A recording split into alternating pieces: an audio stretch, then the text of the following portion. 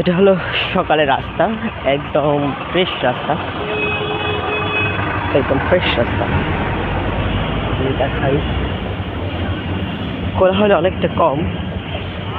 আমি প্রায় একটা কথা বলে থাকি, যদি শব্দ না থাকতো এই শহরের যত সুন্দর শহর আর কখনো কোনো দেশে হতো না।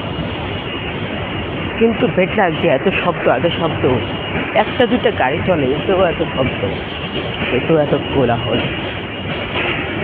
যে কোলাহল থাকার কথা ছিল পাখির শব্দ, যে কোলাহল থাকার কথা ছিল পাখির মুখে, সে কোলাহল শুধু গাড়ি হল। শহরটা অনেকটাই ফাঁকা, ব্যস্ত মানুষ গিয়েছে গ্রামে। ঠিক আছে, ঈদের ৩য় দিন চলছে, চলে যাবে। এভাবেই খুব দ্রুত সময়গুলো চলে যায় ছুটির।